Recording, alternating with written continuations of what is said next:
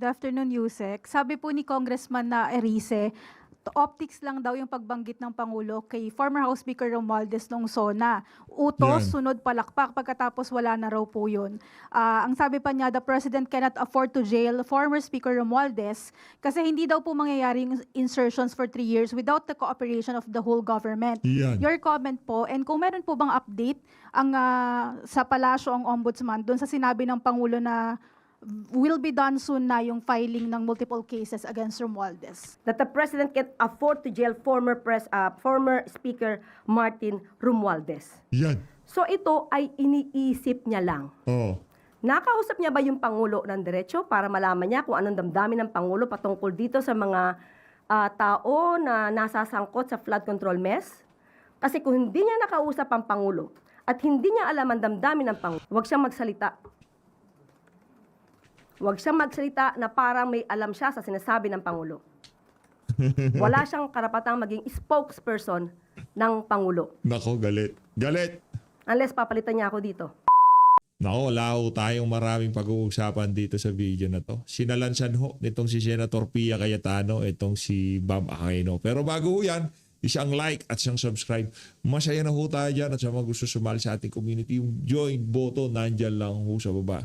Wala ho tayong maraming pag-uusapan dito sa video na to. Re-recta ho kagad tayo dito kay Senator Pia Cayetano at Senator Bam Aquino. Good. Kind permission of the sponsor, I would Yun. just like to ask a few Ayos. clarificatory questions as I definitely intend to support this measure. Gladly, Mr. President. Thank you. So at the onset, let me put on record that I am the sponsor or ardent supporter of many of the laws that are referenced here in this measure. This is almost like a codification. So maybe I'll ask 2 or 3 questions and then His Honor can just Yes, gladly. elaborate. Thank you. So we note that the bill is called the Expanded National Nutrition Program, and it appears much more than a feeding program as it goes through all the stages of life and not just refers to feeding programs, because for the record, the last few years, and I read the sponsor's sponsorship speech, I also want to acknowledge the work of our former colleague, Senator Grace Poe, because she really was the one for many, many years who worked hard on amending, inserting into the budget. And talagang makulit siya kasi ako yung nag-handle ng budget ng health and then DepEd. And there are a lot of different agencies, as I'm sure His Honor knows, that are involved in nutrition. So meron sa nanay, DOH yan, tapos sa newborn, because of the breastfeeding, that's more of DOH, and so on and so forth, ECCD. And Grace would really intervene at every level to make sure that we have. So I just want to honor her also, because this was really one of her pet projects. And then I think Senator Alan has also reserved, because this is also one of his, he's a very staunch advocate of addressing stunting. So the first thing I mentioned is it is obviously more than just a feeding program. And the law, the bill dissects the different stages of life, because obviously yung needs ng mga bata changes, no, from the time they're in the womb. And let the record show that His Honor is allowing me to speak and just nodding his head. Thumbs up. I'll go now to the first point I want to raise.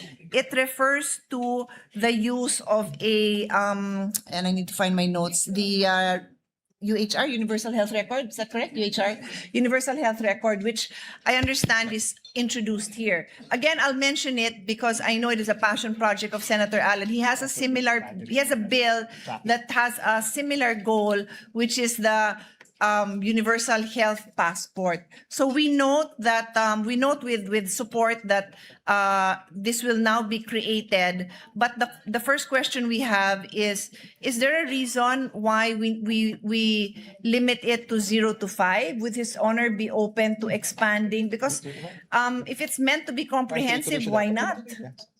Yes, Mr. President. Firstly, let me thank the gentle lady from Taguig for her comments. Clearly, ito pong panukala natin tries to really create a comprehensive support program for our youth.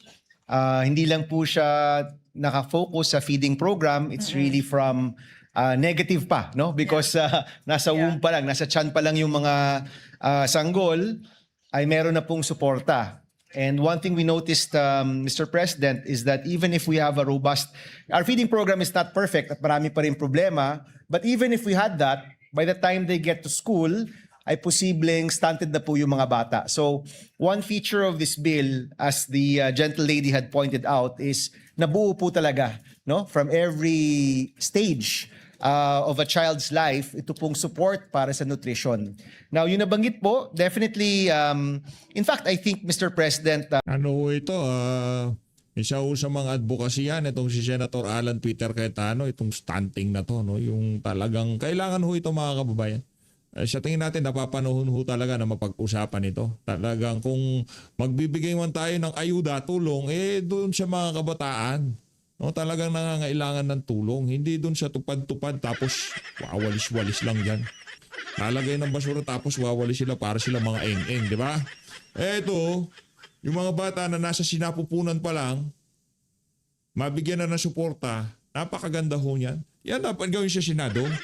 Hindi yung kung ano-ano kinakalkal dyan sa, tag dito. Dyan sa, lugar nito si Senator Alan Peter Cayetano. Di ba? Sa Taguig, nitong si Ping Lacson. Kung ano ang pinagkakalkal, ang dami palang trabaho. there was no intention for the UHR to be 0 to 5. I think the intention is really to eventually marry that with the records in the schools. Okay. So that tuloy-tuloy po yung pag-monitor ng kanilang nutrition. And if there might be a need to amend to clarify that, we will clarify that, Mr. President, during the period of amendments. Okay, perfect. And like I said, Senator Alan might want to officially make the amendment on that one. So I leave that. I just wanted to put that on record already. On that note, Mr. President, of course, the Minority Floor Leader and I have spoken already about this bill. Okay. And we will be doing our best to incorporate features of this anti-stunting bill here. And at the right time, we had actually asked him to propose amendments to incorporate these two measures, Mr. President. Thank you. And then my next point doesn't need a reply because I'm sure His Honor will be supportive. But I read it and I'm quite comfortable that it does not in any way diminish the safeguards that we put in to preserve breastfeeding. Nakita ko naman dyan, it makes reference to the existing law. So we're good with Yes, that. Mr. President. We just want to put that on record to be sure that nobody tries to tinker with that, because yesterday I delivered my speech on breastfeeding, it being August Breastfeeding Month. So on record Yes. tayo dyan, no? We fully support. And Mr. President, as far as I know, breast milk is still best for Yes, babies. thank you. You are correct in knowing that. I do have quite a few clarifications on definitions. I might, I think I really do have some amendments, but to save time, I can just submit this just for clarity when we use certain terms here, no? And then the other thing I want to put on record is there are. So the terms I'm referring to that I'd like clarity on, or they may have to be defined, are new terms to me. But there are also terms that I see repeatedly, and I just want to be sure that they are aligned with other laws. It's something I worked on in the past, just so that, because now there's so many laws that are referenced here, that we want to be sure, like when we say adolescent, if that is already defined, what is an adolescent, nandiyan na po lahat yun. We don't need to go into details now. I think they all are, but I'll have my staff double check. Yes. If we note anything with concern, we'll just let His Honor know. We can do another check, Mr. President, with your team. And by the time we have this out on second reading, we will marry all of these definitions. As far as I know, Mr. President, we've used the existing definitions in previous laws, but of course, a second look might be warranted. But what does it refer to? No, parang sa UHC po, parang kailangan na meron ka medical application. Okay. So, sorry, I'll go back to the UHR because I recall that there is a similar provision in the UHC law, no, the Universal Healthcare Act. And that at the proper time, because His Honor said he's open, I think it might be a great opportunity for us to ensure that there's a seamless interoperability between the requirement in the use. Kasi sayang nandyan na rin yun di ba? Yes. And if we can track them from birth, then great for all of us. That is indeed the goal, Mr. President, of including the provision on UHR, that it marries all of our monitoring and tracking for children and babies and even unto puberty, Mr. President. Thank you. And then we note, and I believe that this is for practical implementation, that the feeding programs, of course, for the older kids are school-based, no? And then there's a specific provision on secondary beneficiaries. This is paragraph 7 of section 4, and that's on page 11. Sorry, page 12. And it says, subject to availability of funds, the DepEd shall extend SBFP coverage to secondary beneficiaries, including children with disabilities, indigenous learners, etc., etc. So dun lang naman sa children of disabilities, I recall when I was handling the budget of DepEd, we specifically carved out the funding for SPED because we really wanted to ensure that hindi yan nakukumingle kasi the Yes. need is so high, hindi na nga malaki. Pag kinomingle mo pa, hindi mo na alam kung ano matitira, di ba? So, maybe this is something we can see if we can also maybe not even be subject to availability of funds because they say nga, di ba, the test of the progress of a nation is how they treat the most vulnerable. Yes. So medyo I have a soft spot for these kids. I did have a child with the special needs, and so lalo na pag wala kang pondo, and the experts can tell us, but a lot of these special needs or special need kids have dietary requirements naman talaga, and their symptoms or their condition can be alleviated when they follow the diet. So sometimes it's even just awareness. I'm not an expert here, but I've just been reading na, bawal pala talaga sa sugar yung mga ganitong klaseng bata or bawal sa whatever. So just something to consider. If I may, Mr. President, yeah. During the period of amendments, we can just delete subject to availability of funds if it makes it look like parang mabibigyan Second lang thought, kung oo. pangalawang choice lang po. In fact, Mr. President, the chairman of finance earlier confirmed that I'll be handling the budget of DepEd. I know that the gentle lady from Taguig is also very active with regard to the budget for education.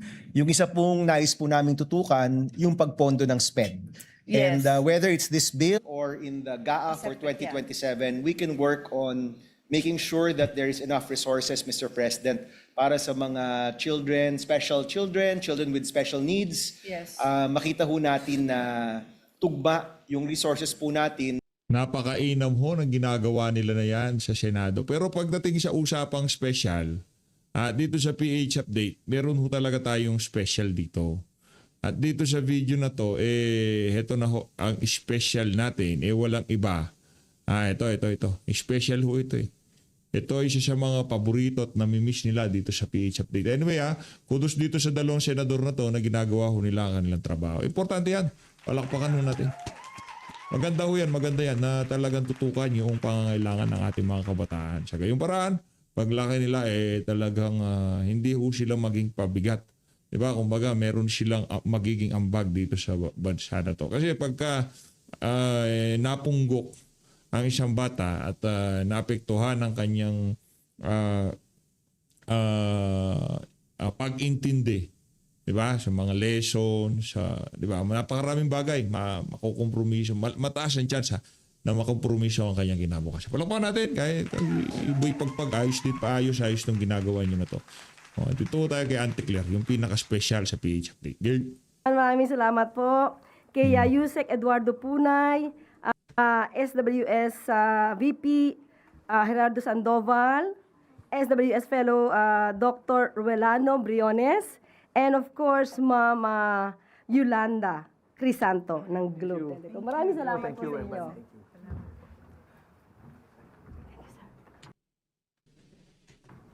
Yung, ito na, tanungang porsyon na ho ito. Sa pinaka-aabangan ng ating mga kababayan, Auntie Claire. Okay, at handa na po tayong tumanggap ng inyong mga katanungan. Para po sa unang katanungan, Julie Baiza, 1PH. Good afternoon, Yusek. Sabi po ni Congressman na Erice, optics lang daw yung pagbanggit ng Pangulo kay former House Speaker Romualdez nung SONA. Utos, Yan. sunod palakpak, pagkatapos wala na raw po yun. Ang sabi pa niya, the President cannot afford to jail former Speaker Romualdez kasi hindi daw po mangyayari yung insertions for 3 years without the cooperation of the whole government. Yan. Your comment po, and kung meron po bang update ang sa palasyo ang ombudsman doon sa sinabi ng Pangulo na will be done soon na yung filing ng multiple cases against Romualdez. Nako, Okay, excited sumagot si Auntie Claire. Kung Egay ha, nasa watchlist ka na. una, yan ba ang talagang kanyang mga sinabi? Kasi nahulog yung laptop kanina. Baka naguluhan. Napanood nyo ho yung uling video natin. Oh, yun talaga sinabi niya, Ante. Ha? Yun talaga ang sinabi ni Congressman Egay Erice. Kumbaga, dula-dulaan, scripted. Pagkasabi ni Marcos Jr., palakpakan yung mga crocodile. Ganun na ganun ang tikla. Huwag kang mag-alala. Kasi gulong-gulo yung isip dyan ni Congressman Erice. Parang hindi siya tumutugma sa katotohanan. Sure? Okay naman yung laptop? Okay, sige. Well, anyway, nagtataka nga ako kung bakit pa na ini-interview itong si Congressman Erice. Dahil ang kanyang mga sinasabi ay laging may parang, I think, I don't think. Lahat ay puro sa galing lang sa kanyang isipan pero walang basihan. Walang facts. Puro theory. Alam niyo po, sa gobyerno, hindi tayo dapat nabubuhay lagi sa theory. Hindi tayo dapat lagi nabubuhay sa paninira. Nakita ko nga po ang, kumbaga yung script ng kanyang pinakahuling interview dito sa One News PH. Kaya tama naman po yung binanggit nyo, Ma'am Julie, no? Bago dyan, meron siyang binanggit patungkol dito na hindi lang flood control projects ang problema, kundi pati yung pagkolekta ng basura. Ang sabi niya dito ay meron siyang alam tungkol sa mga local government na ang tawag ay collect all. Kung saan pinaparatangan niya yung mga opisyal ng local government ay corrupt. So kung siya may alam naman dito, at isa siya sa public servant, at siya ay isa sa maingay na nagtutuligsa, gumawa na ba siya ng aksyon patungkol dito sa mga di umano mga local government units na nagkakaroon ng korupsyon patungkol sa pangongolekta ng basura? Pakitanong niyo po sa kanya yan. Nako, matindi yan. Kung Egay, pakitanong nyo sa kanya yan. Pangalawa, ang sinabi niya dito, again, sabi niya, kasi I don't think that the President can afford to jail former Speaker Martin Romualdez. Yan. So ito ay iniisip niya lang. Oh. Nakausap niya ba yung Pangulo ng diretso para malaman niya kung anong damdamin ng Pangulo patungkol dito sa mga tao na nasasangkot sa flood control mess? Kasi kung hindi niya nakausap ang Pangulo at hindi niya alam ang damdamin ng Pangulo. Ang tanong kailan nga, kaya nga yung word na I don't think, nag-ugat yan doon sa napakatagal. Mahigit 1 taon na yung mahiya naman kayo. Mapahanggang sa ngayong mga panahon na to, wala pa rin. Di ba? Sino nakakulong? Rodante Marcoleta. Wala namang issue sa flood control yun. Di ba? O yung mag-asawang Diskaya, kumbaga sa mesa, nagkakainan si Martin Romualdez, si Marcos Jr., itong si Bunuan, yung mga nahuhulog-hulog sa gilid, yun ang kinakain ng mga Diskaya, ng mga kontraktor. Yung nasa lamesa kung saan nakahain yung lechon, yung masasarap na pagkain, yung mga kabyar. Nakaupo doon si Martin Romualdez, si Marcos Jr., Saldico Bunuan. Diba? Ngayon yung waiter, kung tawagin, yung dadala ng pagkain sa lamesa, yaan si Try G. Bolivar at yaan si Adrian Bersamin. Diba? Si Mark Tiksay at itong si Paul Estrada. Sila yung nagdi-deliver ng oil. Yan yung mga utosan ni Martin sa Paul Estrada, yung mga Marines, yung mga kontraktor. Kunyari, sumubo ng kabyar si Martin Romualdez, merong nahulog na 2 o 3 itlog ng kabyar, yun ang kinakain ng mga diskaya. Walang kwenta yung napupunta sa kanila. O ilang taon? 2 taon na, magta-3 taon na matatapos na ang termino ni Marcos Jr., hindi pa nakukulong si Romualdez. Pambiro. Huwag siyang magsalita. Huwag siyang magsalita na parang may alam siya sa sinasabi ng Pangulo. Wala siyang karapatang maging spokesperson ng Pangulo. Nako, galit. Galit. Unless papalitan niya ako dito. Diba? So kung ang binibigyan niya lang ay yung nasa isip niya, patain niya na yung nasa isip niya. Patayin niya na yung kanya nasa isip. Patain. Dahil wala po yung katotohanan. Yan kasi kayo dyan sa Malacanang, mahilig kayong, di ba? Patay. So talaga, Auntie Claire. Sinabi pa niya, at sinunggandahan, nitong si Lord, Lord Rivera. una sinabi ni Congressman Elise, sinabi daw ni Speaker, if I'm going down, I'm not going down alone. Tapos, sinunggandahan nga ni host, I don't think that the President can afford to jail former Speaker Romualdez. At muling sumagot itong si Congressman Elise, dahil laglagan na yan.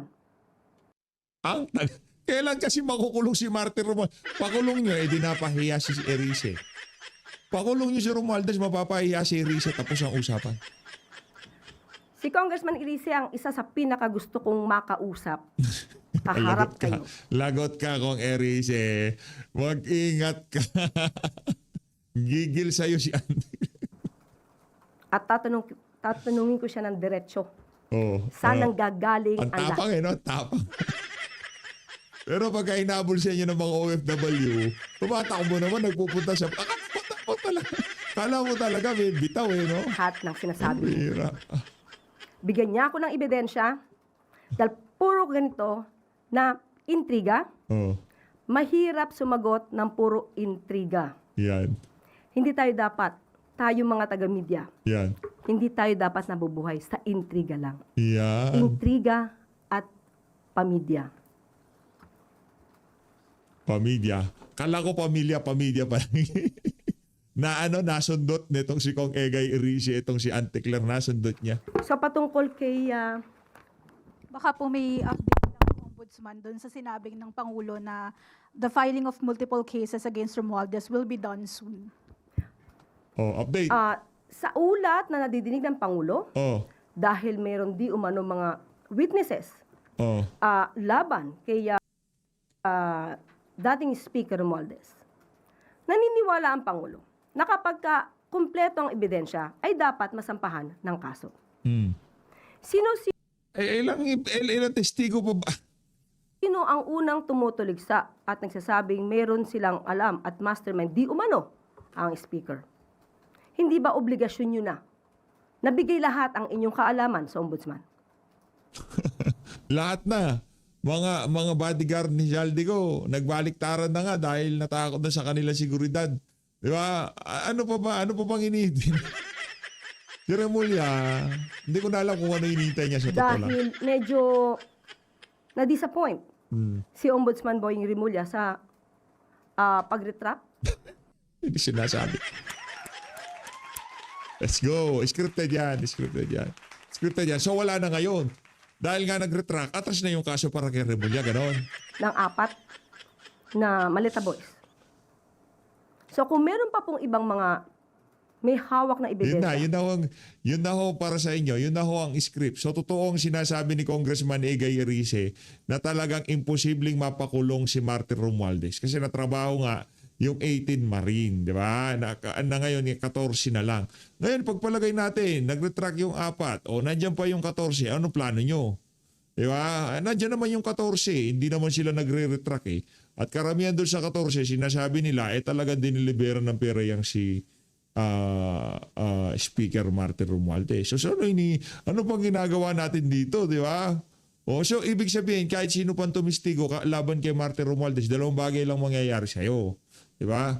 Makukulong ka o magre-retract ka at makakatanggap ka ng pera. Ganun lang naman o kasimple. Ngayon, ayaw mo mag-retract o makukulong ka. Ngayon, kung magre-retract ka, makakatanggap ka ng pera, manahimik ka na. Ganun lang ho kasimple yan. Katulad nito si Congressman Erice. Kung meron kang alam, Congressman Erice, pumunta na po kayo sa Ombudsman at doon nyo na ibigay lahat ng alam po ninyo para hindi kayo ma-disappoint. Brad nga ni Martin Romualdez si Ombudsman Remulla. Paano niya ipapakulong? Ikaw naman, ante. Oo. At sasabihin ang Pangulo ang siyang merong kagagawan para hindi siya masampa ng kaso. Obligasyon niyo po yan, Congressman Erice. Last na lang po, Yusek. Sa same interview niya. Follow up kay Rize. Gusto ko nang gigigil tong si Auntie Claire eh. Lumalabas ang tapang niya eh. Sinabi rin po niya na ayaw niyang husgahan yung 2027 budget, pero yung previous daw po, puro lang ayuda-ayuda. Kaya daw nakangangalang sa ayuda yung mga tao. And yung government spending, wala man lang daw po sa infrastructure. Oo, Yeah. ayaw din naman niyang, what's the word again? Ayaw niyang, Sa sobrang taranta ni Auntie Claire, sa sobrang gigil ho niya, talagang nakakalimutan niya na ho yung ika nga script ng kanyang sinasabi. Gigil siya. Ginigil siya nitong si Congressman Egay. Ayaw daw po niyang husgahan Okay, yung okay. 2027 budget. tama, ayaw din naman niyang husgahan ang patungkol sa impeachment trial. Oo. At ang sabi niya, yung naniniwala sa grave threats ay, excuse me for the word, but Oh. this is his word, Oo. katangahan. Talaga naman. Sina- Pag naniniwala ka sa grave threat, yun talaga yun. Para kang mangmang. Bakit? Paano maging grave threat kung conditional nga? Wala. Conditional siya, madam. Kahit paano nyo ipagpilitan, conditional. Di ba? Juan Ponce Enrile na nga nagsabi, conditional. Walang linabag si VP Sara. Sino magaling siya yung dalawa ni Juan Ponce Enrile? Sumalangit na. Di ba? Other words, hindi siya maniniwala na ang Vice Presidente ay nagbanta sa buhay ng Pangulo dahil ito ay isang katangahan? Mm. Hindi ba niya napanood mismo yung video? Mm. So, ibig sabihin lahat ng tao ay pwedeng magbanta kahit kanino? Hindi yun ang At hindi point. dapat maniwala sa isang pagbabanta? So, tanggalin na lang po siguro natin yung salitang grave threats Oo. sa revised penal code. At hindi siya naniniwala sa 2026 GA. Tandaan natin, puro ayuda. Yung ibang mga mambabatas at ibang mga kababayan, sasabihin nila, bakit nabawasan daw ang pag-ayuda? Ngayon naman, kay Congressman Erice, puro ayuda. Siguro dapat mag-usap-usap kayo para hindi kayo nagsasabog, no? Hindi iba-iba yung inyong mga sinasabi. Yan. Usap-usap. Siguro dapat malaman ni Congressman Erice na hindi po lahat ng kanyang sinasabi, ipapaalam ko na sa kanya, na tama. Ang binigay po ng budget sa ngayon, nandiyan po, isa, edukasyon, infrastructure, disaster resilience. Ang edukasyon po ba ay proper? Wala po ba tong ayuda? Yung walang gutom ni Secrex, ito ay parte ng budget. Yung 20 pesos na kada bigas, ay kada kilo na bigas, yan ba ay hindi para sa ayuda? Yung LGSF na binibigay para sa mga local government units, hindi ba ito para sa ayuda? Kapag ka nagkakaroon ng kalamidad at pumupunta ang Pangulo sa mga apektadong lugar at nagbibigay ng financial assistance, hindi po ba yun ayuda? Kaya sabi nga po natin, bago Hindi yun yung ayudang tinutukoy. Ang ayudang tinutukoy, yung ayuda na kahit wala ng kalamidad, yung kung bakit may AX dahil ni speaker, yun yung ayuda. Ngayon kung yung mga kababayan natin na salanta at bibigyan ng ayuda, so be it, walang problema. Pero yung tipong walang kaabog-abog, 5,000 AX, tupad, kung ano-ano pinagagawa nila sa pera ng sambayan ng Pilipino. Doon tayo nagkakaproblema, ante, ha? magsalita, mag-aral po muna. Bago mag-angas, ilagay muna sa lugar kasi baka habulin ka na naman ng mga OFW niyan. Ha, ante? Sunod po na tanong, Ann Soberano, Bombo Radyo. Yusek, good afternoon. Kukuha lang po ako ng reaction na Yusek regarding doon sa naging takbo po ng 15th day na impeachment trial. Lalo na po kahapon, naging mainit po yung palitan ni na Attorney Lorna Capunan at Attorney Christine Ferrer kaugnay po sa mga sinasabing misleading questions na ibinabato ng depensa at tinututulan ito ng prosecution. Sa pananaw nyo, Yusek, bilang abogado, bahagi ba ito ng strategiya sa cross-examination o maaari itong makakaapekto sa paglilinaw ng mga isyong tinatalakay sa trial? Okay. Even before, sinabi po natin, ang Pangulo at ang administrasyon ay hindi makikialam sa anong ginagawa at proseso dito sa impeachment trial. Pero bilang parte ng aming mandato na ipaliwanag ang katotohanan, ito po ang aming nakita. Unang-una, bakit nga ba naubos ang 125 million pesos in 11 days? Ang sabi nga lang ay 1 day. Dahil kahit sa isang araw, mabilis na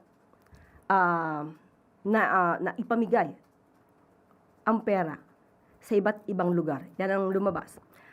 Ang problema kasi dito, executive, sabi nyo, hindi kayo makikialam. Ngayon, dinidiscuss nyo na dyan yung nangyayari sa impeachment trial ko. So, ano yan? Di ba, ay hindi nga pala kayo kasama sa mga party, no? Ang participation lang pala ni Marcos Jr. ay talagang itulak yung impeachment na yan. Sige, anyway, nandiyan na tayo, ante. Ituloy mo na yan.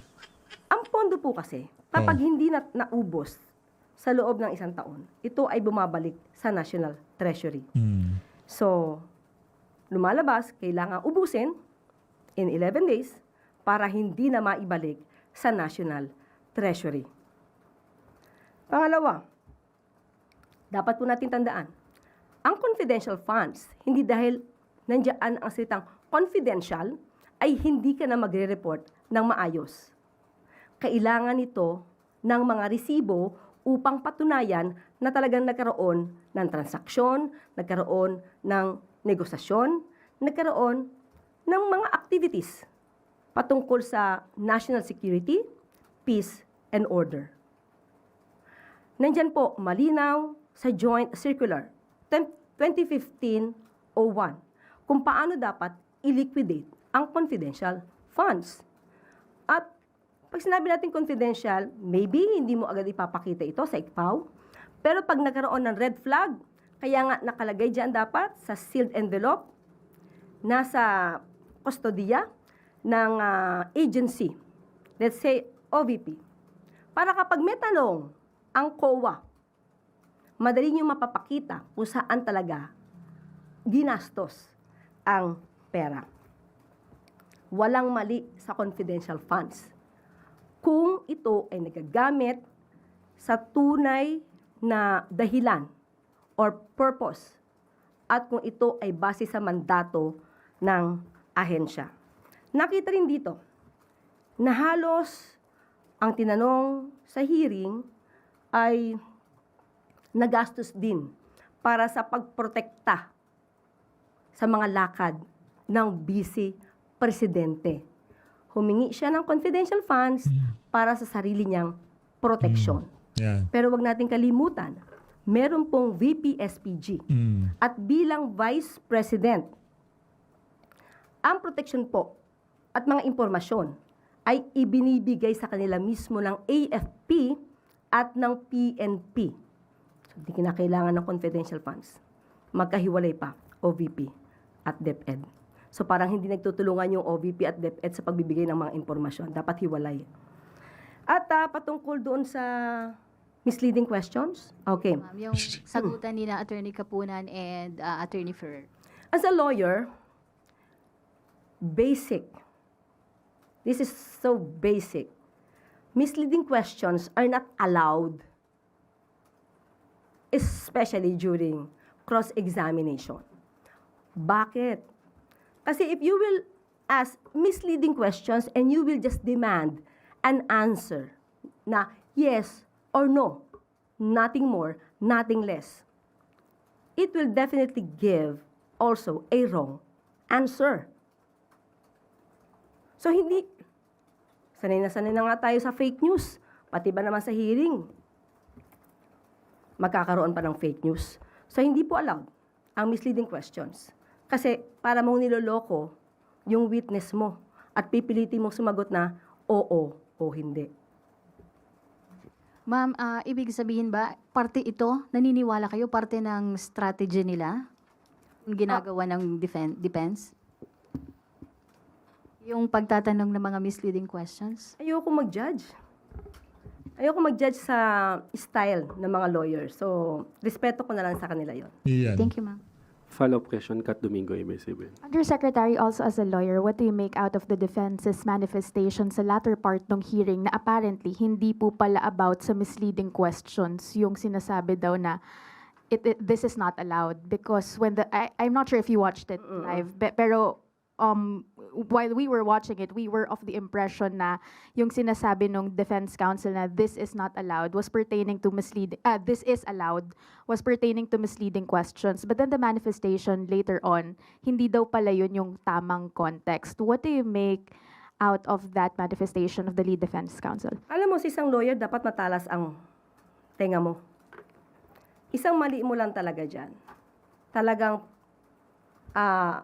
ma-retain sa'yo yan. So at that time, I do not want to judge any comment made by the lawyers. Pero mas mainam, kung marami nang nag-react, kita natin maraming reaction eh. Right there and then, sana, kinorek niya na. Siya na mismo nag-correct. Yung sino mismo nagsabi nun, siya mismo dapat ang nag-correct. Sunod na tanong, Maricel Halili, TV5. Pinaalis mo muna pala nitong si Auntie Claire yung mga kasama niya dyan sa Malacanang Press Cartel, yung mga kasama niyang nag-press con. Ayaw na, ba't pinaalis mo? Dapat sana habang nagbibida-bida ka, nasa likod mo sila, di ba? Pambihira naman talaga ito si Auntie. Oo. Good afternoon, Yusek. Yusek, may we have Malacanang statement about the filing of grave threat charges against Vice President Sara Duterte. So sinampahan din sila ng DOJ. May nakita ebidensya. Nakita ebidensya. Hindi ba mismo, yung mismo mga kaalyado ng Vice Presidente patungkol dito sa impeachment, ang sabi, kung grave threats lang yan, di sampahan na lang sana ng kaso. Ayan. Sa korte. Ayan na nga. Hindi sa impeachment. Oo. So yung suggestion din, na isampa na lang sa korte, sinunod lang naman din ng DOJ. Yeah. Base din naman sa ebidensya. Yun, Di nila makakaila yung video Oo. na napanood na halos ng lahat. Hindi lang ng Ayos. Pilipino, kung hindi sa buong mundo ay napanood na. Pero wala po bang conflict yun, Yusek, considering na ongoing yung impeachment trial against the Vice President and of course, one of the articles of impeachment is about grave threats. So since meron na siyang ongoing na impeachment trial, hindi ba yun conflict na sinampahan din siya ng kaso sa korte? Iba po ang nature ng criminal case, iba yung nature ng impeachment proceedings. So, sa impeachment proceedings kasi, dito inaalam kung yung leader ay dapat na maging leader pa. Yung kanyang kapasidad, yung kanyang mental health, yung kanyang pagiging agresibo, yung anger management, ito lahat ay dapat na nakikita kung ikaw ay magiging leader. Ang criminal case naman, ito ay yung liability. Talagang yung collaboration between Malacanang and DOJ, kasama to si Auntie Claire, talagang kitang-kita. Dahil gumawa ka ng isang krimen. So, magkaiba po siya. So, pwede po siyang pagsabayan. Pero paano po makakaapekto yung posibleng maging decision sa impeachment court doon sa criminal case kung meron man? Iba pa rin. Halimbawa lang po na ito ay madismiss dahil sa kanyang mga kaalyado. Hindi ibig sabihin na wala siyang ginawang krimen. Kasi ang elements of the crime ay nakasaad diyan sa revised penal code. Kung lahat ng elemento ng crime ay present to convict her for committing grave threats, so pwede siyang maging liable for grave threats. Sabi ko nga, kulang pa yun. Thank you, Yusek. Ano ba ang kulang? As a lawyer, As a lawyer, if you will watch the full video, video in full, in full, yan. ang effect nun is, there is this intention to sow hatred against the president, against the government. So, it is not just a simple grave threats. Personally, my opinion. What do you mean by that, Yusek? So if it's not a simple grave threat, ano dapat? For me, but I cannot go against the DOJ. There is this element of inciting to sedition. Thank you, Yusek. Sunod po na tanong, Let Narciso, DZRH. Good afternoon, Yusek. Ma'am, nitong kasagsagan po ng habagat, ayon sa Department of Education, nasa higit 200 paaralan pa rin yung nagamit na evacuation centers. Kumusta po ba yung implementasyon ng Ligtas Pinoy Act? Okay. Nakwenta yan. Ayun na nga mga kababayan, dito na muna tatapusin ang ating reaction video. Maraming salamat sa pag-support sa page. Mag-ingat po kayo lahat.